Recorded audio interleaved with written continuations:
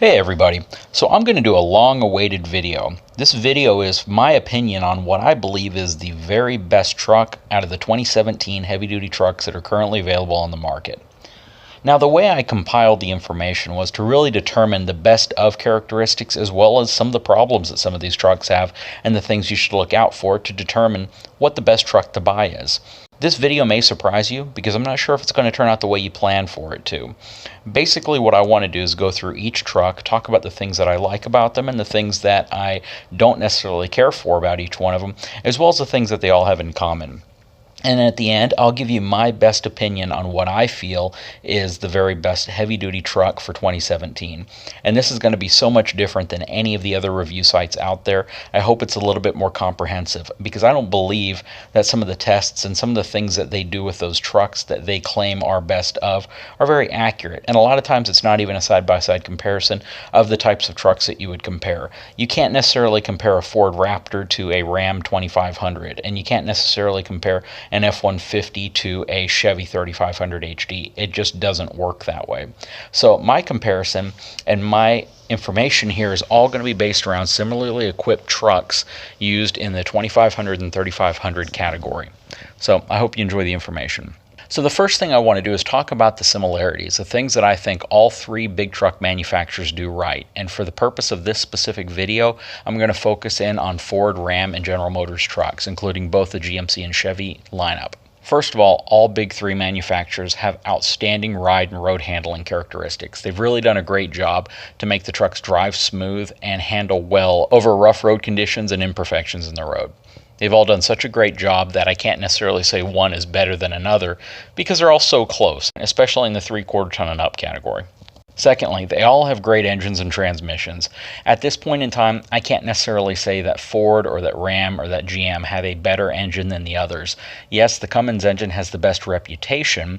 The Duramax also has an outstanding reputation, and the Power Stroke can kind of be claimed as the newest engine of the bunch. But for 2016, 2017 and up, I definitely say that they have all nailed it. The engines, transmissions are outstanding on all three trucks. They all have amazing power for towing. I don't really think most people, and I mean 99% of folks who are going to buy any of these trucks with the Cummins, with the Duramax, or the Power Stroke engine are ever going to make a claim that they don't tow well or that they don't have the power or torque needed to tow even some of the largest fifth wheels, gooseneck trailers, or travel trailers. The fact is, people put 20,000-pound toy haulers behind all these trucks and they tow them without any problem, and they stop them pretty dang well. The diesel brakes on these trucks have come such a long way, and all three trucks have superior stopping capabilities for the types of trucks that they are, so I really don't think that one can take the cake as far as what is truly better in that specific area. All three trucks are outstanding for towing and power.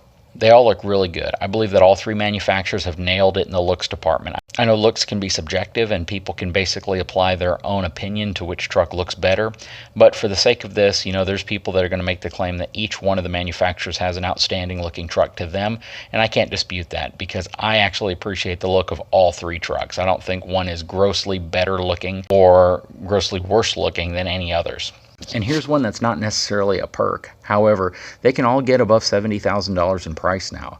It's kind of crazy, but at the same time, a lot of people claim how expensive these trucks are, but the reality behind it is people's incomes have gone up, as well as the features and components that you can get in these trucks used to only be available in high-end luxury cars. So let's first start with the Ford Super Duty, because I think it's pretty important to go over the things that I think are problematic with the truck, the things I don't like as much, as well as the things that I think are really nice and stand out. First of all, there have been a lot of recalls on this truck so far. The 2017 Super Duty's had several recalls, some of them more serious than others, but ultimately when you buy a first-year vehicle or a first-year production model, there's going to be issues like this. And this is one reason why I've opted not necessarily to just jump into a new truck, mainly because you're going to run into problems. First of all, one of the recalls is related to the door latch. Now, Ford's had a lot of problems with door latches not working properly, and the door may not stay shut. Apparently, that same latch recall is extended to certain productions of the 2017 Super Duty, and it could pose a problem. On some models, the gas tank may require additional support straps. Apparently on some of these trucks, they didn't put the correct number of support straps in place, and it could cause problems with the fuel tank shifting or even moving, so that's another recall. There's a chance of a fire in the engine compartment. Now, there have been roughly 29 linked cases to where there has been a fire, no injuries, thankfully, but that has been something that's caused a recall. trucks that are equipped with the gas engine, the 6.2 liter, apparently have the potential of coming out of gear and rolling on their own. So if it's not properly positioned into gear and it doesn't catch in the transmission, apparently they can pop out of gear and some of the trucks can roll. So they just released a recall on that for the gas-equipped trucks. Apparently it does not affect diesel-equipped vehicles though. Fortunately, none of those recalls have apparently led to any injuries, but you know, there are a lot of recalls, and the last thing you want to do is get a brand new truck and have it in the shop consistently because of recalls needing to be addressed. If there's one thing I really like about my 2016 Super Duty, it's that I really have no recalls on it, and the truck is extremely reliable pretty much in every sense. It has the latest Power Stroke engine that was available in 2016, and for the most part, there's nothing really to go wrong with that truck because they hammered all the problems out of it over the lifespan of that generation. You know, another thing that I really don't care about the new Super Duty is the seats. I don't think they're the most comfortable, especially for a 2017 truck that's really going to be used for a lot of towing and long distance driving. And just the time that I've spent in the several Super Duties that I've reviewed, I didn't think the seats were that comfortable. Also, the man step on the back and the tailgate is a great convenience feature, but I did find at times that it was hard to deploy and put back in. It felt like it was binding to some degree, where if you didn't put it back into the tailgate perfectly straight, it felt like it wanted to bind up and you'd have to really pull it out and push it back in to get it in place and seated properly. I've also seen a few problems with the LED lights on the front of some of the new Super Duties where part of the light strip doesn't appear to be functional, and it's the part of the bracket that surrounds the main headlight, so that may be something that could be a concern if Ford doesn't address it.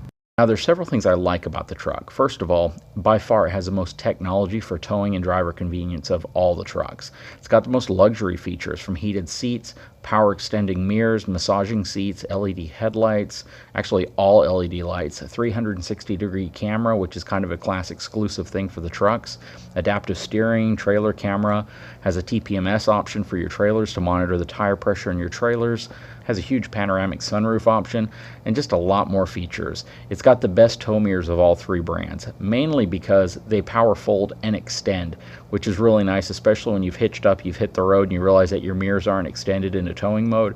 To be able to do it while you're driving is really nice.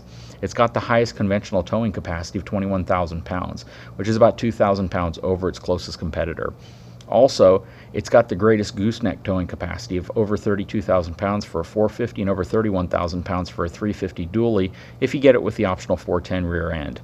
Now keep in mind, it is the most expensive truck of the group, so you're going to get the features, but you're going to pay a premium for them. To sum it up, the new Super Duty is a phenomenal vehicle. It really is. It has a ton of great features, but it is a first-year line of the new generation. So you do take the risk that you're going to have problems, you're going to have more recalls, and you're going to have things that are just going to have to be worked out over the first couple of years of production. Hopefully they get them worked out sooner rather than later, but they're things you want to consider when buying a brand new truck, especially trucks that can run well over 70 grand.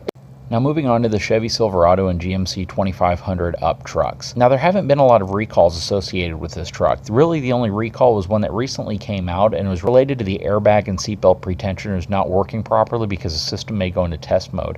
Now there is actually one death that's been linked to this problem already, and General Motors is addressing it by doing a recall on all trucks to get that problem fixed. Other than that, I'm not aware of any other recalls that are currently pending on the 2017 Silverado and GMC trucks. Now let's go over some of my likes and dislikes about the truck. First of all, some things that I don't really care for, such as the wax coat frame.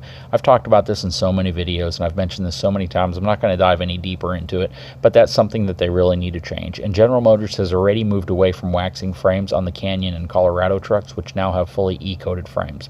Secondly, they should have power extending mirrors. If GM put power extending mirrors on their tow mirror package, it would actually compete head-to-head with Ford's tow mirrors. Also, no rear AC vents. Another problem I've griped about on every video I've made on every General Motors trucks. They really need to return the AC vents for the back passengers. I know some engineer probably made the claim that there's enough air volume coming out of the front vents to fill the air cabin with cold air within a certain amount of time. However, rear AC vents is just a convenience feature that the rear occupants should be able to take advantage of. Also, the rear seat armrest isn't very well designed. They could do better on that. The rear seat headrests should be able to adjust higher for taller passengers. Right now they're so short and low that it only supports the neck when it should be supporting both the head and neck. There's no push button start.